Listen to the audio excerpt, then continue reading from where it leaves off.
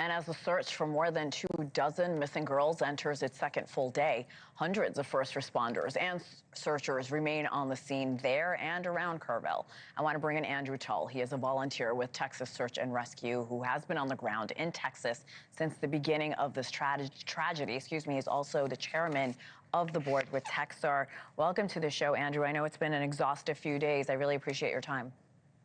Absolutely. Thank you for the time this morning, Hena. Of course. No, thank you for everything you're doing. Talk to me more about the manpower that Texar has on the ground.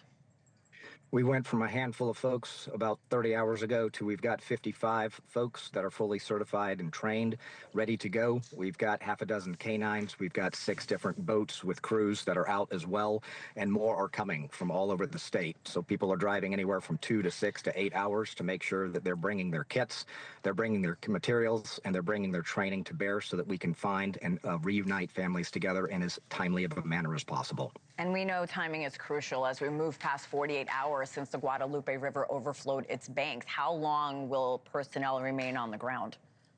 We will be here as long as it takes. We never stop searching. Governor Abbott said it with resiliency. We're going to have perseverance. We're going to have resiliency. We will not quit. We will not stop. Andrew, the country is learning more about this area and the community. Is there anything about this specific region that makes it difficult to navigate or find these missing girls, these missing people? It is incredibly difficult. This is the Texas Hill Country.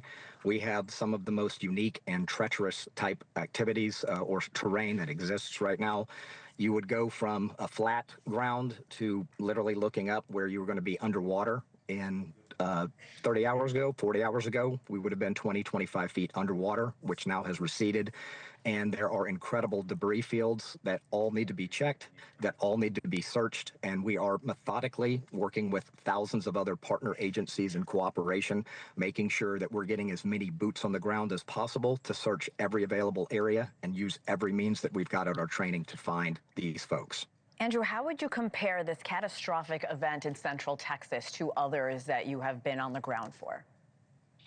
It is absolutely one of the most horrific and catastrophic, not only because of the loss of life, but predominantly because of the immediacy of it. It happened overnight. There was no warning. It went from there was something happening to there was now literally what was been, I guess, deemed about 1 trillion gallons of water that came down in this area over a 24-hour period of time.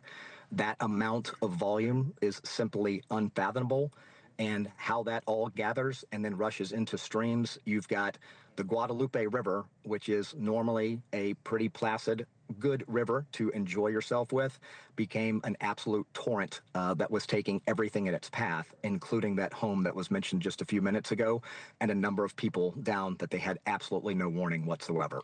You mentioned that there are so many volunteers driving hours to help. Can you talk to me not just about the physical toll, the mental toll this must be for you and your team, especially as, you know, rescue efforts could turn into recovery efforts for young children? That is happening, and that will continue to happen, Hena. We actually provide mental training and counseling for our teams that are on the ground, not only during, but most especially afterwards.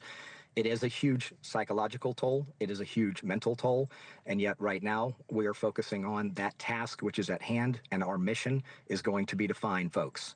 It is not time to do anything else other than focus, make sure that we're getting all available assets and resources, leverage our training, leverage our knowledge, work together as a team, partner with our cooperative agencies, and make things happen. And the things that need to happen right now is we need to find those 20+ missing people right now. How are you communicating with families of those missing, and do you think the search scope needs to be expanded at this time? I think that the cooperating agencies and those that are leading the charge are doing an outstanding job of handling that.